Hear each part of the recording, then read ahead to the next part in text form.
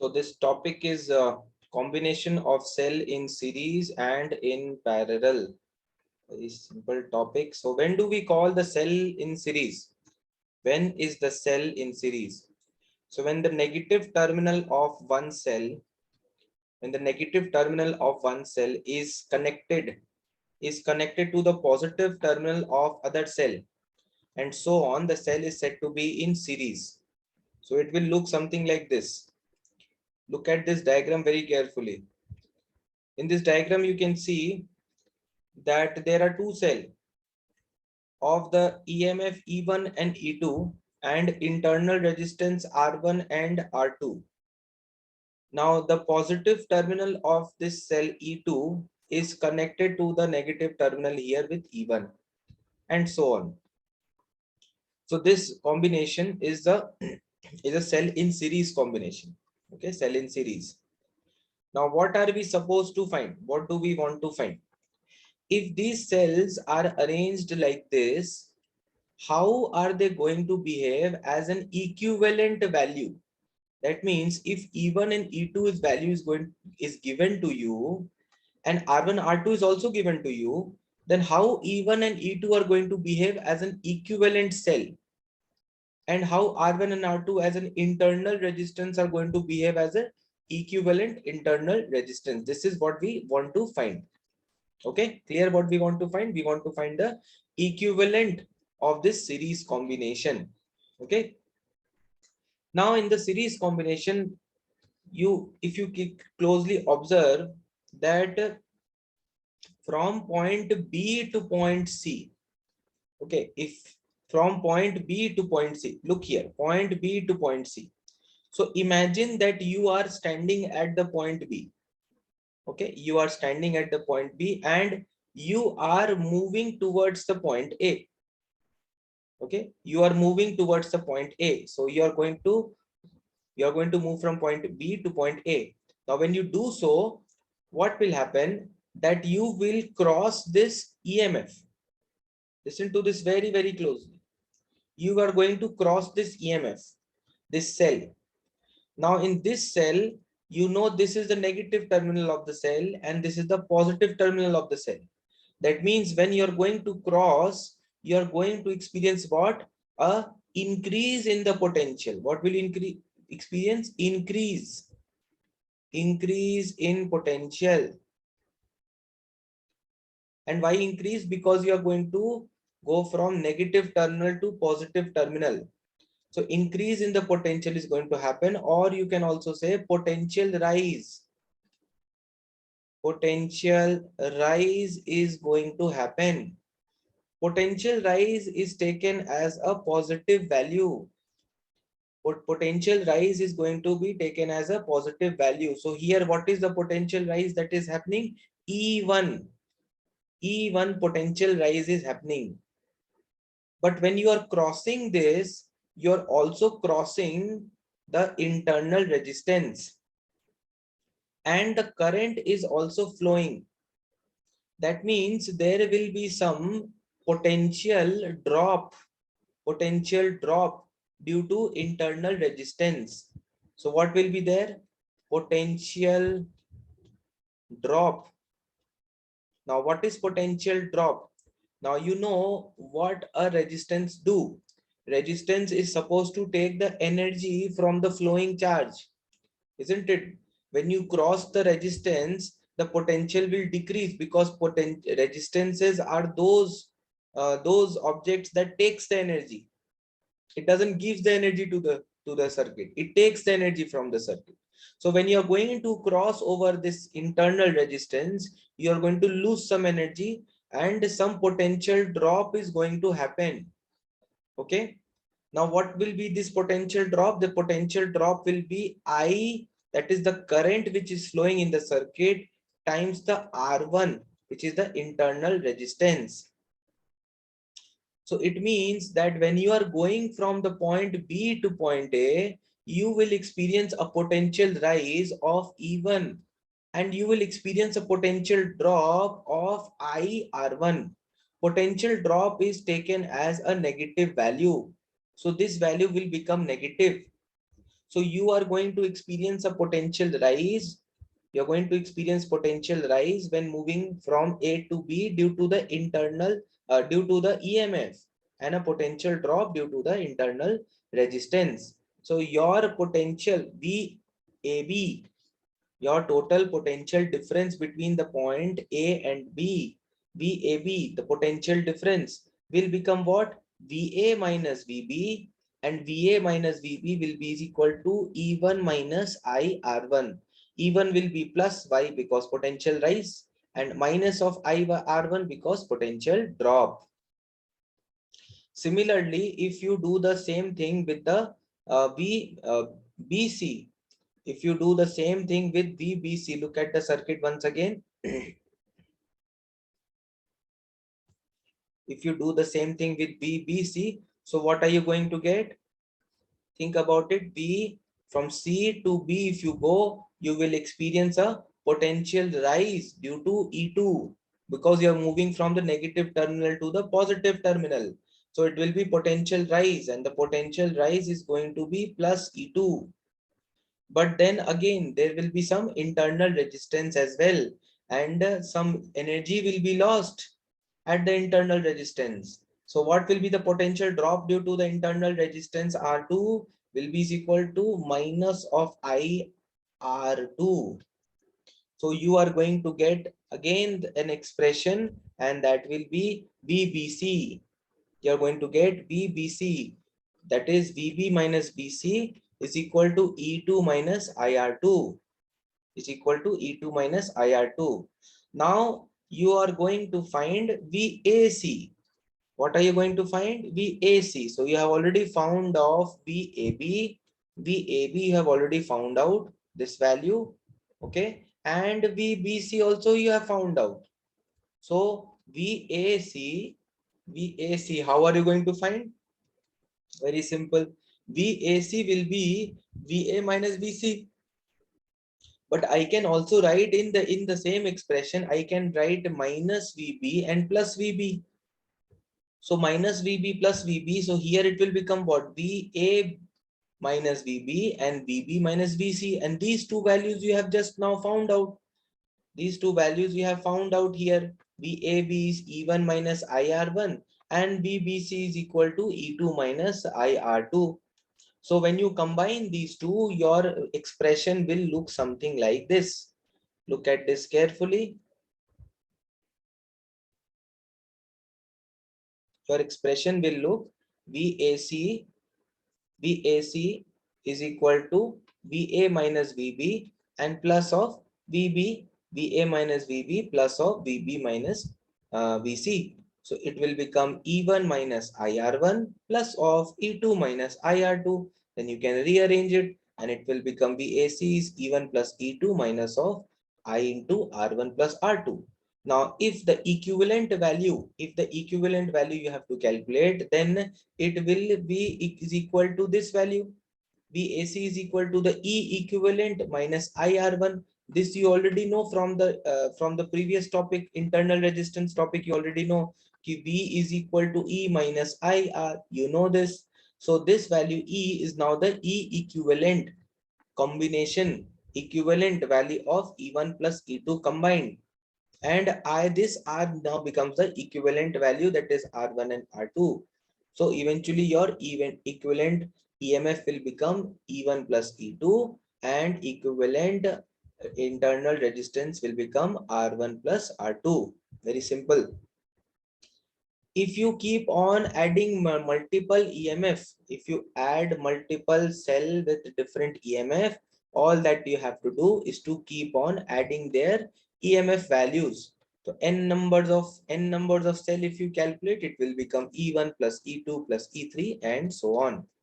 Now, if you take again n numbers of cell, if you consider, then their resistances are also going to be added up. Very simple. So the total internal resistance of n numbers of cell, total internal resistance series combination of n numbers of cell will become R1 plus R2 plus R3 till Rn. You can keep on adding them up. Now, if you somehow place cell like this, but one of the cell you have placed in reverse. One of the cell you have been placed in reverse. That means this cell, let's say E1, this cell is having E2, this is the E3, this is E4, and this is E5. Now you see very well that the negative terminal of E1 is connected to the positive terminal of E2. Same negative of E2 is connected to the positive of E3. But here you see that it is not so. The negative of E3 and the negative of E4 is connected. That means this E4 is not going to be added up.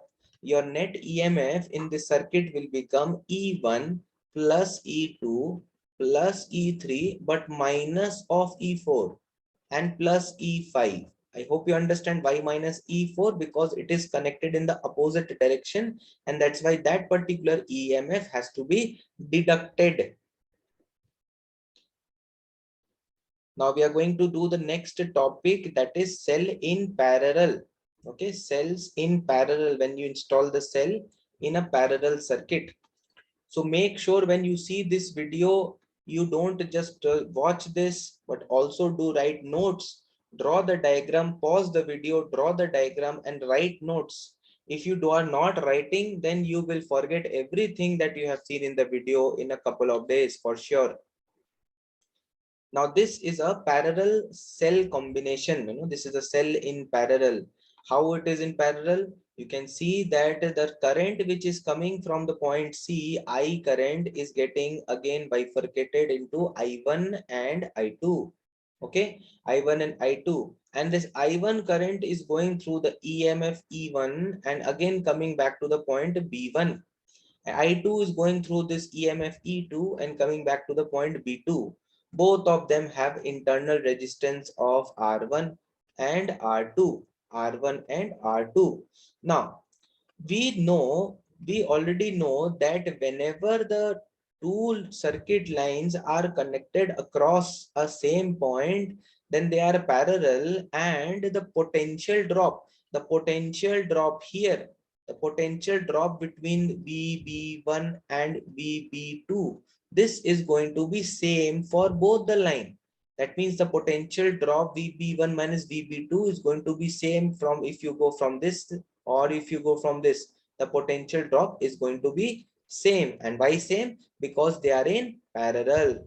They are in parallel. That is why that is the potential drop will be same, that you already know. So let us find the potential drop for the first line, that is from here.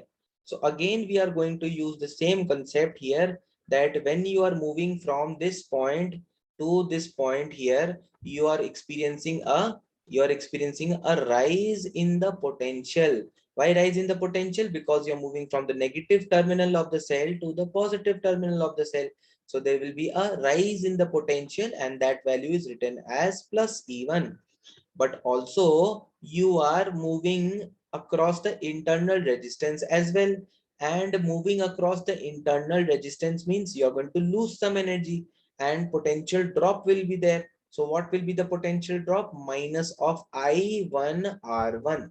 Okay, minus of I1 R1. So your expression of VB1 minus VB2 is equal to plus E1 and minus I1 R1. Make sure you are writing this in your notes right now. Pause the video and again write it properly, or else you'll forget it later on. Then again, I can find the same potential drop, that is VB1 minus VB2 from this line, isn't it? I can find it from this line as well. So what will be my value? The potential VB1 minus VB2 will become what? E2 minus I2 R2. Again, why E2? Because when you are moving from this point to this point, there will be a potential rise. Negative to positive terminal you are moving, so potential rise. And internal resistance is also there, so that will result in potential drop of how much? I2 R2. Now from both these expression, what you have to do, you have to get the value of this I1 and I2. You have to get the value of I1 and I2. Now why do you need the value of I1 and I2? Because you see the current which was coming to this circuit, the current that was coming to the circuit was originally I. I current was coming to the circuit, and this I current only got bifurcated into I1 and I2. So you can see the I1 value is this one and I2 value is this one. So I can very well write an expression as I is equal to I1 plus I2. I is equal to I1 plus I2 will become this value here. I is equal to I1 plus I2, E1 minus V by R1 plus E2 minus V by R2. You can keep on rearranging the expression. You can rearrange the same expression, and after rearranging, it will look something like this.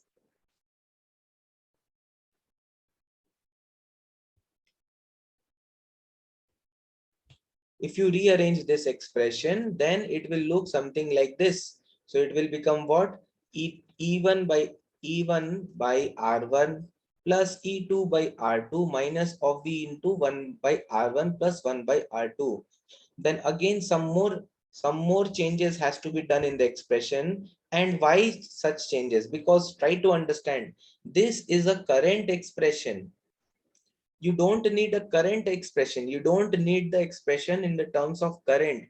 You need the expression in the terms of potential difference voltage, so that your expression looks something like this, E minus IR, like this. And that is why you keep on changing the expression until it looks like this. Until it looks like this, V is equal to E1 R2 plus E2 R1 over R1 plus R2, and I minus of I into R1 R2 by R1 plus R2. So this is what your expression will look like.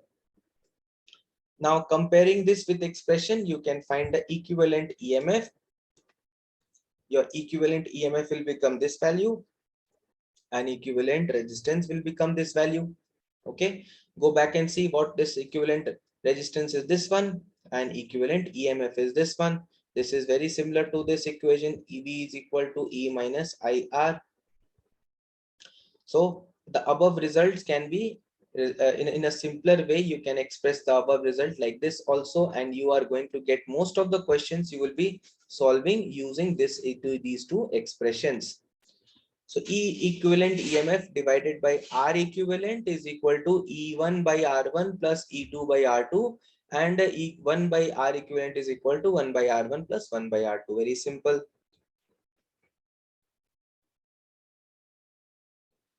Now the next topic that we are going to do is condition for maximum current from the series combination of cell.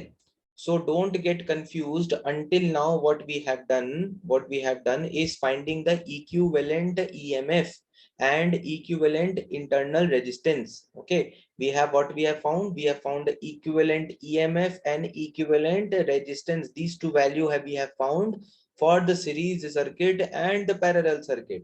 But now we have to find the condition for the maximum current. We are not finding anything related to EMF. We are finding the maximum current in this series combination. So assume that you have a series combination of cell. Okay, a series combination of cell, n numbers of cell. Okay, n numbers of cell. So and all the cell have the same EMF. Okay, so the EMF of all the cell is same. Okay, so just now we have understood that whenever the cell are in series, their EMF will become what? E1 plus E2 plus E3 and so on. Now here we have the n numbers of cells, so my total EMF in the circuit will become sum of EMF of all the cell. That will become n times the EMF of one cell. Very simple. So the total will become n times E. That is my total EMF in the circuit. Now, then what will be my total resistance? As you see, all the resistance will also be in series. As the cell is in series, the internal resistance will also be in series, and that value will become what? N times small r. Okay, n times small r, very simple. And then you see that you have an external resistance as well. You have an external resistance as well. So what will be the total resistance in the circuit? You see the total resistance in the circuit will be the sum of the internal resistance, that is n times small r, and the external resistance, that is capital R. So that is going to be the total resistance in the circuit, that is R plus NR.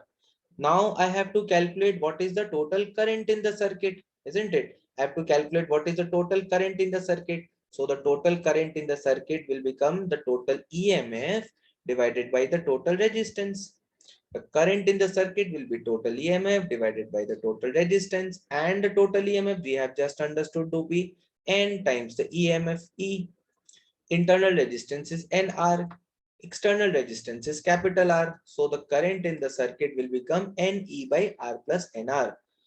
So this is our current ka expression. This is what we got, current expression. Now we were supposed to find what? What did we wanted to find? We wanted to find the condition for maximum current.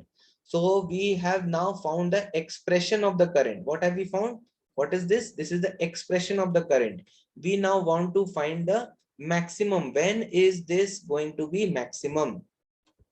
Now this can be maximum or minimum, that is the current can become maximum or minimum depending upon the value of resistance, external and internal. Now you see, what was your formula? Your original formula was NE by R plus NR. So write it here, I is equal to N times EMF divided by capital R plus N times small r. So this is my current. Now if capital R is much more than small r, what does this mean? It means that the external resistance is much more than the total internal resistance. Okay, external resistance is much more than total internal resistance. Then in this expression, this small n r value can be neglected. This can be neglected, and if this is neglected, then my current expression will look something like this. Simply I is equal to N times the EMF divided by capital R. Now what is the current from one single EMF? What is the current from one single EMF? The current from one single EMF will be EMF divided by capital R if you simply connect it with one external resistance, this value. And I have installed n numbers of EMF, so I'm going to get n times EMF by R. That means the current will be n times the current that can be drawn from one cell. Now, in the next condition, if we take that the NR terms, that is this NR, N small r term is much more than the capital R. This means that the total internal resistance is much more than the external resistance. So in this case, your expression I is equal to NE over R plus N small r, this value, this capital L value will be neglected. Why neglected? Because it is a very small value compared to the NR term, compared to the total internal resistance. So here this term will be neglected, and this N will cancel, and the current will be simply EMF by small r. That is the current given by the single cell. So what we see that in this first case, in this case, I can draw more current. I can draw n times the current that can be drawn from one cell. But in the second case, I cannot draw n times current. I can only draw the current given by a single cell. That means when the external resistance, that is this case, when the external resistance is much higher than the total internal resistance, the cell should be connected in series to get the maximum current. When this external resistance is much higher than this value, then very well you can see that you can draw n times the current, then it should be connected in series to get the maximum current. Okay, this is clear everyone. Now next is the condition for the maximum current in the parallel circuit. Maximum current in the parallel circuit. So draw a parallel circuit in your note first. Maximum current in the parallel circuit. Now, if you draw a parallel circuit, just hold on.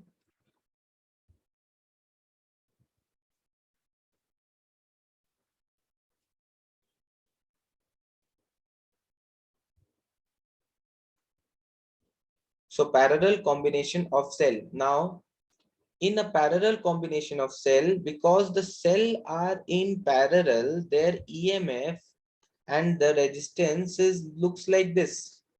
You see, this is a parallel circuit. In a parallel circuit, EMF, cell, internal resistance, EMF, internal resistance, EMF, internal resistance. And how many cells are there? M numbers of cells. So don't forget this value. This is M here, but N. In the previous case, we used the value N. In this case, we are going to use the value M. So how many cells are there? M numbers of cells. Now, what will be the total internal resistance? Think about it. What is going to be the total internal resistance? Because the cell are connected in parallel, that means that the internal resistances are also in parallel. Internal resistances are also in parallel. And if the internal resistance are all in parallel, then the equivalent EMF, equivalent internal resistance, will become what? It will become 1 by R dash, that is your equivalent resistance, internal resistance, okay, and will be is equal to 1 by R plus 1 by R plus 1 by R plus 1 by R, like that. And if n numbers of cell are there, then my total internal resistance will become R by M. R by M. So this will be my total internal resistance. Now, this is the total internal resistance, but what is the total resistance of the whole circuit? Because there is an external resistance as well. As you can see, there is an external resistance as well. So the total resistance in the circuit will become the addition of this value here and this value here. Don't. So it will become R plus R by M. So this will be my total resistance in the circuit. Now, the F now in the parallel combination, as you know, in the parallel combination, the EMF will not just simply add up. EMF does not simply add up. Why it does not EMF add up? Because after, as the only effect of joining M cell in parallel is to get a single cell of larger size, okay, with the same chemical material. So the EMF does not get added up. The total EMF of the parallel combination still remains the same, that is E. This is one of the big point of confusion. Most students think that in the parallel combination as well, the EMF get added up, but that does not happen. In the parallel combination also, the EMF remains the same, and only the advantage is more current can be given. EMF still remains the same. So the total current in the circuit, what will be the expression of the current? The total EMF in the circuit, that is E, and divided by the total resistance. Very simple. The total resistance is capital R. This is the external resistance, and this is the internal equivalent resistance. Okay, so when you can take this M here, it will become M here, and this M will again go on the top. So your expression looks like this. When you see this expression, you will feel like that this M means multiple times. Here also same thing is happening, that is M times E is happening as it has happened in the series. But no, this is not happening like this. Don't think that in the parallel circuit the EMF get added up. Okay. Now, when is this value going to be maximum or minimum? Okay, what are the cases? Again, there will be two cases. What will be the two cases? First, either the internal resistance is much more than the external, or the external is much more than the internal. So very well, you can see when the internal resistance, that is R by M value, is much more than this. Okay, much more than this, then you can simply remove. Okay, you can simply remove this value from the expression. Okay, you can remove this value from the expression, and then it will become M times EMF R by this value. So that will be what? M times the current given by the single EMF. You see, M times the current given to single cell. And when the external resistance is much more, in that case your expression will be like EMF by R only, because then you're going to remove this value from the circuit, and this two will cancel, so it will become EMF by R.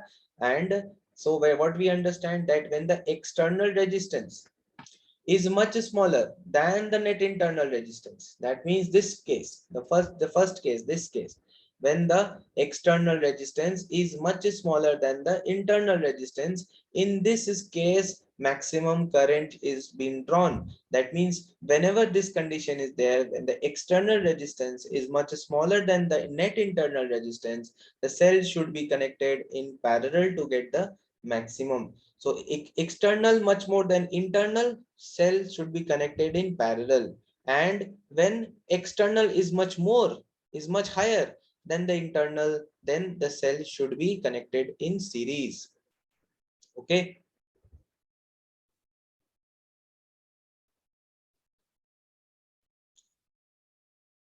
Now the next topic is mixed grouping of the cell.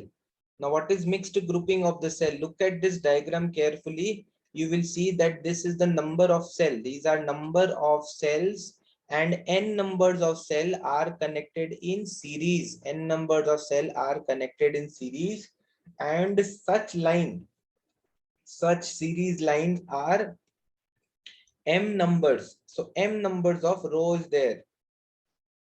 M numbers of row is there. So how many cell in series in one line? N numbers of cell. And how many such rows are there? M. Now, what will be the EMF of each line?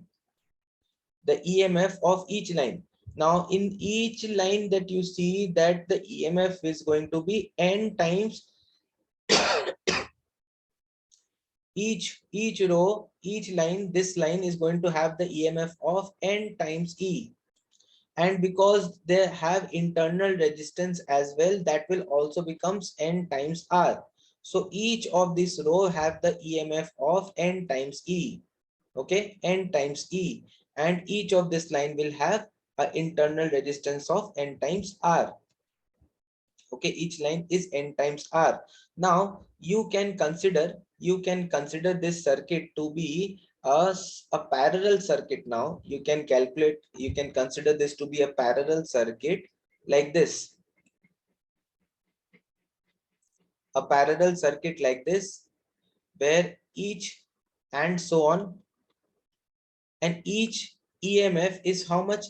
N times E, and each internal resistance is N times small r, and there are M numbers of row. Okay. Now we have to calculate in the terms of row. Now in the terms of row, you will see that each line has a internal resistance of NR. Each line has an internal resistance of NR.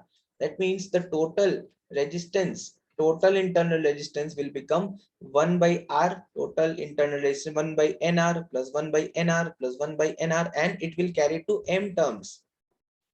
It will become MR by NR, M by NR, and this will be your final internal resistance. Do this calculation once again. This is pretty simple. This will be your internal resistance. So the total resistance in the circuit will become the external resistance in the circuit. The external resistance in the circuit is this value here, capital R. Internal resistance, total internal resistance, you have just found out to be NR by M. So that is your total resistance in the circuit. This is your total resistance in the circuit. And then what will happen, that what will be the total current in the circuit? So the total current in the circuit is what? The total EMF. The EMF of each line was N times E, but then the parallel EMF does not add up. You already know, in the parallel the EMF does not add up. So the total resistance will become what? R plus NR by M, and that will be your total current in the circuit. Now in this expression, if you want this value to be maximum, then this value, this value, that is the denominator, this value should be minimum, isn't it? If you want the current to be maximum, this denominator value should be minimum. So we need to find when is this value minimum. We need to find when is this value minimum. Now there is a bit of maths that you have to do to find this minimum value. You can look at it, but finally you are going to get this expression. Finally you are going to get this expression, that MR is equal to NR. MR is equal to NR, or R is equal to NR by M. But NR by M was the internal resistance. and R is the external resistance. So in the mixed grouping of the cell, the current through the external resistance will be maximum if the external resistance is equal to the total internal resistance of the cell. So if the external resistance and the total internal resistance, that is these two values are same, then the current will be maximum. Maximum current is there in the circuit. Okay, you can look at this whole calculation.